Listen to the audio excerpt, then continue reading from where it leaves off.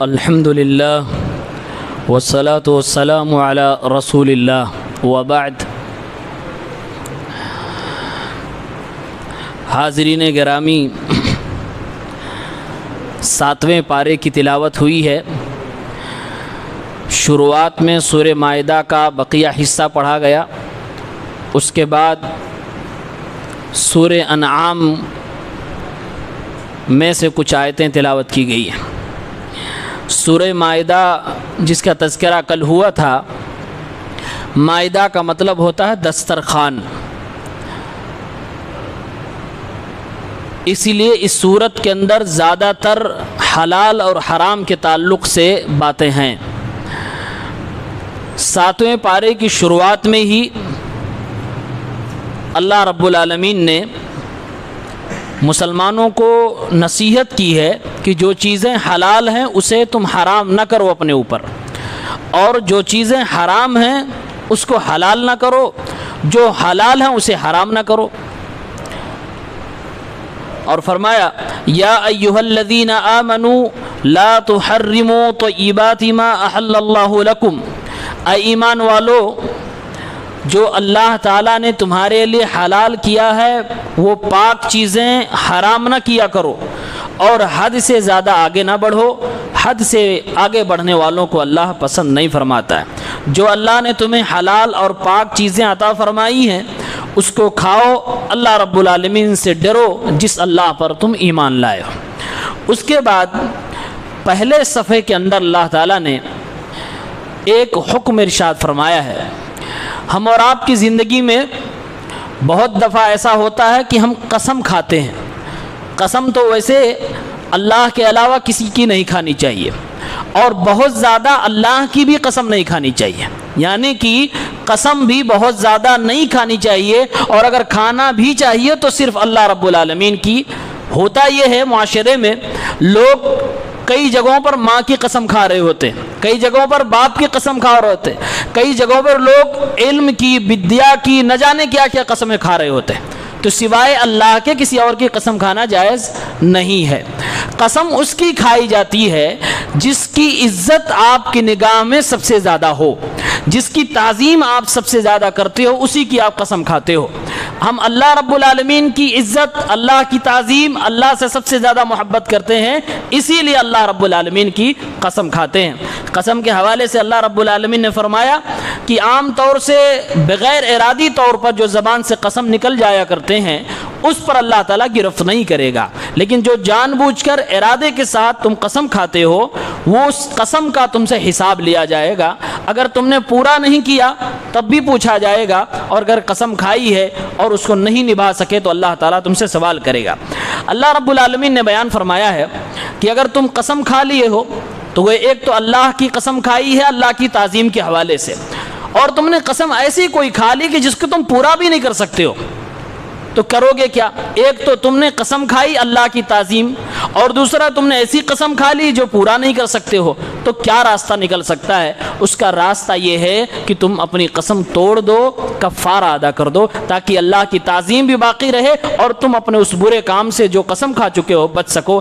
اور کفارہ کیا ہے؟ اللہ رب العالمین نے بیان فرمایا فَكَفَّارَتُهُ إِطْعَامُ عَشَرَةِ مَسَاكِينَ مِنْ أَوْسَطِ مَا تُطْعِمُونَ أَهْلِيكُمْ أَوْ كِسْوَتُهُمْ أَوْ تَحْرِيرُ رَقَبَةٍ فَمَن لَّمْ يَجِدْ فَصِيَامُ 3 أَيَّامٍ ذَلِكَ كَفَّارَةُ أَيْمَانِكُمْ إِذَا حَلَفْتُمْ۔ اگر تم نے کوئی قسم کھا لی اور قسم تم نہ پورا کر سکے تو 3 کاموں میں سے ایک کام تمہیں کرنا ہوگا۔ 10 مسکینوں کو اپنے علاقے کے اعتبار سے ایک ٹائم کا کھانا تمہیں ضرور کھلانا پڑے گا، یا عرف عام میں جسے کپڑا کہا جاتا ہے 10 لوگوں کو تمہیں دینا پڑے گا۔ اگر یہ بھی نہیں کر سکتے تو ایک گردن آزاد کرنی پڑے گی۔ ان 3 کاموں میں سے تمہیں ایک کوئی کام کرنا پڑے گا۔ ان تینوں میں سے اگر تم کچھ بھی نہ کر سکو، یعنی تمہارے پاس طاقت ہی نہیں ہے کہ تم 10 مسکینوں کو کھانا کھلا سکو، 10 مسکینوں کو کپڑا دے سکو، ایک گردن آزاد کر سکو، تو اللہ نے فرمایا فَصِيَامُ 3 أَيَّامٍ، تو 3 دن کا تمہیں روزہ رکھنا ہے۔ یہ اسٹیپ بائی اسٹیپ بتلایا گیا ہے۔ قسم کا کفارہ اسٹیپ بائی اسٹیپ ہے۔ اگر کوئی شخص 10 مسکین کو کھلانے کی اور کپڑا دینے کی طاقت رکھتا ہے تو اس کے لیے جائز نہیں ہے کہ وہ 3 دن کا روزہ رکھ کے قسم کا کفارہ ادا کرے. اس کو پہلے یہ کرنا ہے، پھر یہ، اگر یہ نہ کر سکے تب یہ نہ کر سکے تب یہ، تینوں نہ کر سکے تب آخری درجے پہ ہے کہ 3 دن کا تمہیں روزہ رکھنا پڑے گا. فرمایا کہ تمہارے قسم کا یہ کفارہ ہے، اپنے قسموں کی حفاظت کیا کرو. اللہ تعالیٰ اس طرح سے اپنی آیتیں تمہارے سامنے بیان کرتا ہے تاکہ تم اللہ کا شکریہ ادا کرو. آج ہم اور آپ قسم بہت کھاتے ہیں اور قسم کھا کر اس کا اعتبار ہی نہیں کرتے ہیں، قسم کھا کر اپنی قسمیں خود توڑ دیتے ہیں. کبھی شاید کوئی ہو جو کفارہ ادا کرتا ہو تو یاد رکھیں یہ اتنی بڑی چیز ہے. آپ نے اللہ کی قسم کھائی ہے، اللہ کی عظمت کی قسم کھائی ہے. اگر آپ نہیں پورا کر سکے اپنا کام تو آپ کو کفارہ ادا کرنا چاہیے، جو یہ آیت نمبر 89 میں سورہ مائدہ میں بیان کیا گیا. اس کے بعد اللہ تعالیٰ نے بیان فرمایا اخلاقی پاکیزگی کو اختیار کرو، شیطانی عمل سے اپنے آپ کو بچاؤ. آیت نمبر 90 اور 91 میں 4 شیطانی کاموں کو اللہ نے ذکر کیا اور فرمایا اس سے اپنے آپ کو بچاؤ. فرمایا اللہ تعالیٰ نے یا ایھا الذین آمنوا انما الخمر والمیسر والانصاب والازلام رجس من عمل الشیطان. اے ایمان والو، نشہ کی چیزیں، نشہ کرنا، شراب پینا، نشہ کی چیزیں اپنے لیے استعمال کرنا، جوا کھیلنا اور آستانوں پہ کسی چڑھاوے کو چڑھانا، اور اسی طریقے سے تم کسی پتھر کے ذریعے سے یا کسی ذریعے سے غیب کی چیزوں کو جو معلوم کرتے ہو، رجسم من عمل الشیطان، یہ شیطان کے کاموں میں سے ہے، یہ شیطان کی گندگیوں میں سے گندگی ہے. فاجتنبوہ لعلکم تفلحون، ان تمام کاموں سے، ان شیطانی کاموں سے بچنا تاکہ تم کامیاب ہو سکو. اور پھر اللہ نے خاص طور سے شراب کے اور جوئے کے حوالے سے بیان فرمایا اے مسلمانوں، شراب اور جوئے سے دور رہنا، اس سے تم آپس میں ایک دوسرے کے دشمن بن جاتے ہو. انما یرید الشیطان ان یوقع بینکم العداوۃ والبغضاء فی الخمر والمیسر ویصدکم عن ذکر اللہ وعن الصلاۃ. اللہ فرماتا ہے شیطان شراب اور جوئے کے ذریعے سے تمہیں 3 برائیاں کروانا چاہتا ہے. ایک یہ کہ تم آپس میں ایک دوسرے سے نفرت کرنے لگو، آپس میں ایک دوسرے سے تم دشمنی کرنے لگو. دوسرا یہ کہ تم اللہ رب العالمین سے اور اللہ کے ذکر سے غافل ہو جاؤ. تیسرا یہ کہ تم نماز جیسی اہم عبادت سے دور ہو جاؤ. شراب سے بھی انسان نماز سے کوسوں دور ہو جاتا ہے. جو بھی نشے کی لت میں دھت ہوتا ہے وہ آدمی عبادت کے قریب جلدی نہیں آتا، اسے ہوش ہی نہیں آتا کہ اپنی زندگی کی ضرورت کی چیزیں ہمیں کیسے کرنی ہے، پھر وہ عبادت کیا کرے گا. فرمایا اللہ نے شیطان تمہیں جب شراب کی لت میں، جب تمہیں نشے کی لت میں ڈالتا ہے اور جب تم اپنے آپ کو جوئے کی لت میں پھنسا لیتے ہو تو پھر شیطان تمہارے اندر یہ چیزیں پیدا کر کے یہ برائیاں کرواتا ہے. اللہ کہتا فَهَلْ أَنْتُمْ مُنْتَهُونَ، اے قرآن کے پڑھنے والو، اے مسلمانوں، کیا تم اسے چھوڑو گے میرے کہنے پر؟ کیا تم اس کو چھوڑ سکتے ہو میرے کہنے پر؟ اللہ یہ سوال کر کے آیت کو ختم کر دیتا ہے، یعنی اللہ سوال کر کے جواب چاہنا چاہتا ہے اے میرے بندو، کیا میرے اوپر ایمان لانے کے بعد، میرے کہنے کے بعد تم نشہ کی چیزوں کو چھوڑ سکتے ہو، تم جوا کی چیزوں کو چھوڑ سکتے ہو، تم آستانوں پہ چڑھاوا چڑھانے کو چھوڑ سکتے ہو، تم لوگوں کے بہکاوے میں آ کر غیب کی چیزیں معلوم کرنے کے ذرائع کو اپنے آپ سے روک سکتے ہو؟ اللہ سوال کر رہا ہے، جواب ہمارے اوپر چھوڑ دیا. پھر اس کے بعد اللہ رب العالمین نے کئی چیزیں یا ایھا الذین آمنوا یا ایھا الذین آمنوا کر کے بیان کی ہے.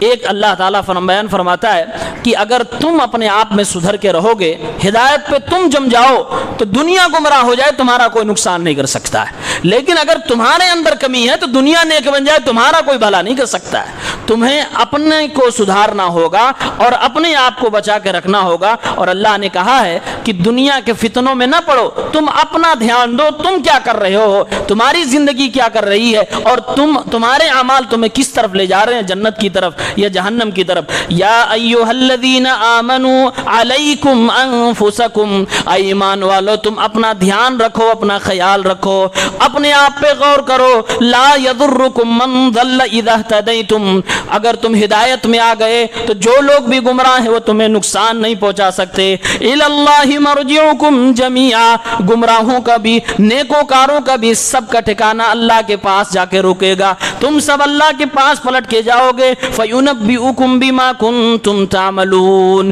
یہاں دوسرے کے پیچھے پڑنے کے بجائے اپنے آپ پہ غور کرو. وہاں تو اللہ رب العالمین تمہیں بھی تمہارے کرتوت بتلائے گا اور جس کے پیچھے تم پڑے اس کے بھی کرتوت تمہیں بتلائے گا. یعنی کہ دنیا میں اپنے آپ پہ غور کرو, اپنے اعمال پہ غور کرو, اپنے لیے نیکیاں جمع کرو. دنیا بڑھ کا آپ کو بیڑا اٹھانے کی ضرورت نہیں ہے, پوری دنیا کی فکر کرنے کی آپ کو ضرورت نہیں ہے, اپنے اوپر آپ غور کریے. یہ اللہ رب العالمین کی نصیحت ہے. اس کے بعد اللہ رب العالمین نے مشرکین کے برے کرتوتوں کا ذکر فرمایا ہے. مشرکین شرک تو کرتے بھی تھے, ساتھ میں ان کی ایک جرت یہ تھی کہ اس شرک کو اللہ کا حکم بتلا دیتے تھے کہ اللہ نے ایسا کہا کرنے کے لیے تب ہم کر رہے. ایک تو اللہ کے ساتھ شرک کرتے تھے, دوسرا پھر اسی شرک کو کہتے اللہ نے ایسا کہا ہے. اس میں اللہ نے ایک مثال دی ہے آیت نمبر 103 میں کہ مشرکین کچھ جانور رکھتے تھے, جانور پالتے تھے اس زمانے میں بھی, جانور اپنے بتوں کے نام پہ چھوڑ دیتے تھے. کچھ جانور ایسے ہوتے تھے جس کے کان پھاڑ دیے جاتے, کاٹ دیے جاتے اور اس کے بعد چھوڑ دیا جاتا بتوں کے نام پر.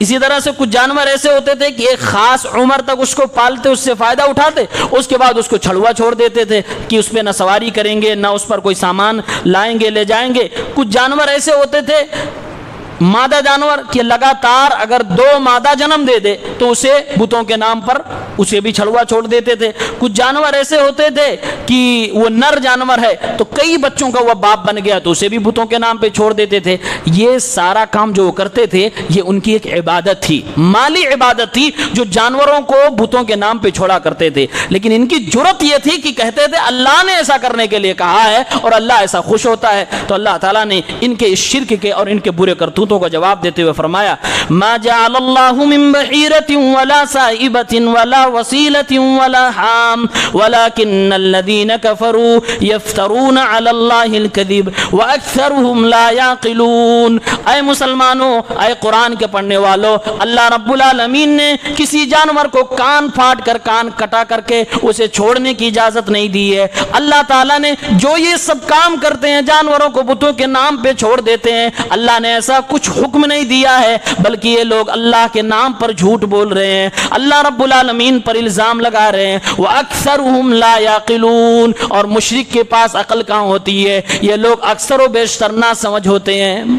یہ اللہ رب العالمین نے مشرکوں کے حوالے سے بیان فرمایا. لیکن افسوس ہے آج بھی مسلمانوں میں, غیروں میں بہت سارے ایسے لوگ ہیں جو یہ شرک کر رہے ہیں, یعنی کہ غیر اللہ کے نام پر جانور کو چھوڑ دے رہے ہیں. اور ہندوستان کے لوگ یہ بات اچھی طرح سے سمجھ سکتے ہیں کیسے جانوروں کو غیر اللہ کے نام پر چھوڑ کر ایک طرح کی عبادت کی جاتی ہے کہ اسے نہ تو اس پہ سواری کر سکتے ہیں, نہ اسے کسی کام میں اس کو استعمال نہیں کر سکتے. وہ بچ جائے, انسان مرے یا نہ مر جائے یا بچے, اس سے کوئی پرواہ نہیں ہوتی ہے. یہ ایک طرح کا شرک ہے جو آج بھی ہو رہا. اللہ تعالی ہم سب کو اس سے بچائے. سورہ مائدہ کے اخیر میں اللہ رب العالمین نے ایک مکالمے کا ذکر فرمایا ہے کہ دنیا میں عیسیٰ علیہ الصلوۃ والسلام کو کہیں نہ کہیں لوگ کسی نہ کسی طریقے سے پوجتے ہیں, ان کی عبادت کرتے ہیں.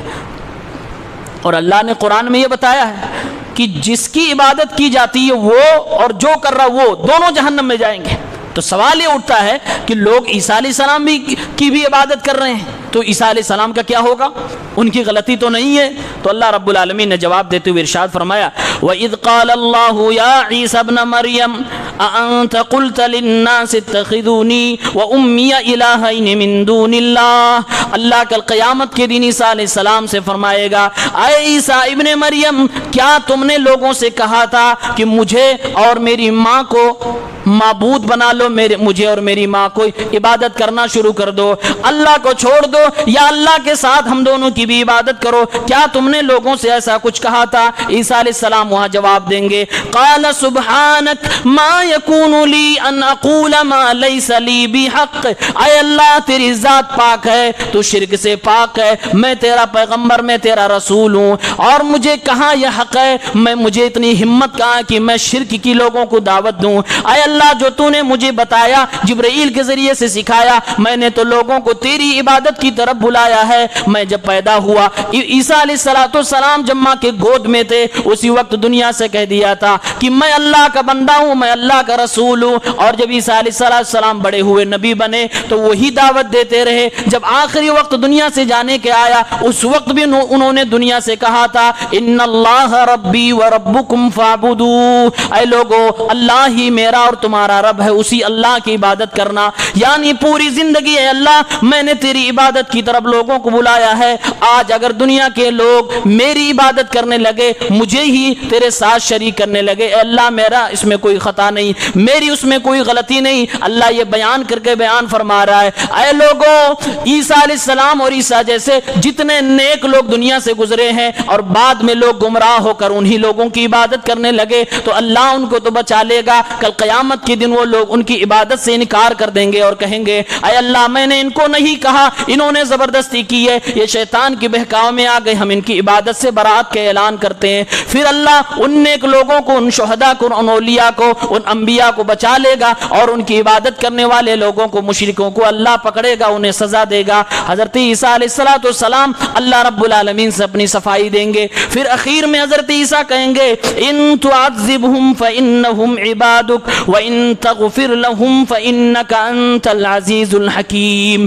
اے اللہ تو نے مجھے زندہ اٹھا لیا، اس کے بعد مجھے کچھ نہیں پتا کہ دنیا والوں نے کیا کیا ہے، تو دنیا کو دیکھ رہا تھا۔ اے اللہ جو میرے آنے کے بعد دنیا میں ہوا ہے مجھ سے اس کا حساب نہ لے۔ اے اللہ یہ سب کے سب تیرے بندے ہیں، تو چاہے تو ان کو سزا دے اور چاہے تو انہیں معاف فرما دے، تو معاف کرنے والا طاقتور ہے اور تو حکمت والا ہے۔ اللہ کے نبی صلی اللہ علیہ وسلم ایک دن رات کی نماز پڑھ رہے تھے، قیام اللیل میں اللہ کے نبی قرآن کی اسی آیت کی تلاوت کر رہے ہیں، سورہ مائدہ اللہ کے نبی نماز میں پڑھ رہے ہیں، پڑھتے پڑھتے میرے نبی اسی آیت پر پہنچتے ہیں۔ اللہ کے نبی صلی اللہ علیہ وسلم پر یہ آیت اتنا زیادہ اثر کرتی ہے کہ ایک پیغمبر جو دنیا میں بھیجا گیا تھا توحید کا درس دینے کے لیے، لوگوں نے شرک کا ایسا اوڑھنا بچھونا بنایا کہ اسی نبی کو اللہ کے ساتھ شریک کرنے لگے، اسی نبی کے ذریعے سے شرک کرنے لگے۔ اللہ کے نبی صلی اللہ علیہ وسلم اس آیت کو پڑھتے رہے، روتے رہے، یہاں تک کہ صبح ہو گئی، پیارے نبی اسی آیت کو دہراتے رہے ان تعذبهم فانهم عبادك۔ مفسرین نے لکھا ہے یہ آیت ایسی جامع ہے کہ انسان کے کلیجے کو ہلا کر رکھ دے گی، انسان کے رونگٹے کو کھڑے کر دے گی۔ ایک پیغمبر کہہ رہا اللہ بندے تو تیرے ہی ہیں، تو چاہے تو سزا دے، چاہے تو عذاب دے اور چاہے تو معاف فرما دے۔ اس میں ایک تو بندہ اللہ رب العالمین کے سامنے عاجزی بیان کر رہا ہے، اے اللہ میں کچھ نہیں کر سکتا، تو جو چاہے کر لے، تو جو کرے گا اس پر کوئی سوال بھی نہیں کر سکتا۔ اور اس میں یہ بھی گویا کہ بندہ کہہ رہا ہے اے اللہ تجھ سے بھیک مانگ رہا ہوں، میرے ان امتیوں کو معاف فرما دے، بخش دے۔ اللہ کے نبی اس آیت کو بار بار پڑھتے رہے یہاں تک کہ صبح ہو گئی۔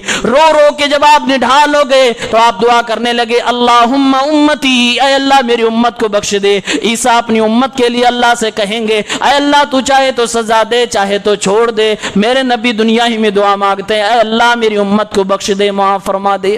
یہ عیسیٰ علیہ السلام کا منظر بیان کیا ہے۔ یہاں ایک نقطے کی وضاحت کروں، آج دنیا میں وہ لوگ جو ولیوں کی عبادت کرتے ہیں یا ولیوں کو پکارتے ہیں یا شہداء کو یاد کرتے ہیں، ان کی عبادت کرتے ہیں، لیکن کہنے پر وہ مانتے نہیں کہ ہم ان کی عبادت کرتے ہیں، وہ لوگ ہمیں اور آپ کو یہ سمجھاتے ہیں کہ قرآن میں جتنا شرک کے بارے میں بیان ہوا ہے وہ سارا کا سارا بتوں کے بارے میں بیان کیا گیا۔ ان لوگوں کو یہ بات سمجھنی چاہیے، اللہ تعالیٰ عیسیٰ علیہ السلام سے کیوں کہہ رہا ہے کہ اے عیسیٰ کیا تو نے دنیا کو کہا تھا کہ اللہ کے ساتھ یا اللہ کو چھوڑ کر مجھے اور میری ماں کی عبادت کرو، مجھے اور میری ماں کو اپنا رب بنا لو۔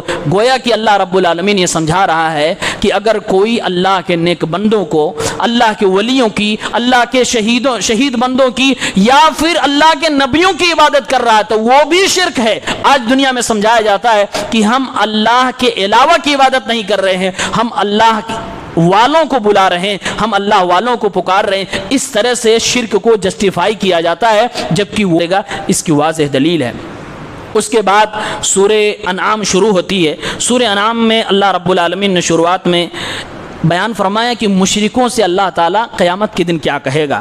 وَيَوْمَ نَحْشُرُهُمْ جَمِيعًا ثم نقول للذین اشرکوا این شرکاؤکم الذین کنتم تزعمون۔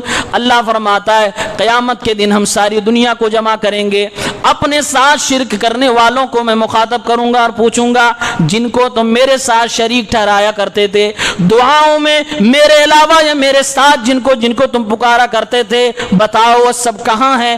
آج تمہیں کوئی نظر آ رہا ہے کہ نہیں نظر آ رہا ہے؟ اللہ رب العالمین جب مشرکوں سے یہ سوال کرے گا، سارے مشرک دائیں بائیں دیکھیں گے کوئی نظر نہیں آ رہا ہے، اور اگر کوئی نظر آئے گا بھی تو انکار کر دے گا، اے اللہ میں اس سے بری ہوں، میں نے ان کو نہیں کہا تھا، یہ لوگ گمراہ ہیں، شیطان کے نقش قدم پہ چلے۔ اللہ فرماتا ہے ثم لم تكن فتنتهم الا ان قالوا والله ربنا ما كنا مشرکین۔ اس وقت ان کے سامنے سوائے اس کے کوئی اور جملہ نہ بچے گا، جھوٹ بولنے لگیں گے اور کہیں گے اے اللہ ہم نے دنیا میں شرک کیا ہی نہیں ہے، جبکہ اللہ فرما رہا ہے وہ مشرک ہوں گے، مشرکوں سے میں ایسا پوچھوں گا، لیکن وہاں بھی وہ جھوٹ بول جائیں گے اور کہیں گے اللہ ہم نے دنیا میں شرک کیا ہی نہیں۔ پھر اللہ تعالیٰ یہ بات بیان کرنے کے بعد اپنے نبی کو مخاطب کر کے فرما رہا ہے انظر کیف کذبوا علی انفسہم وضل عنہم ما کانوا یفترون۔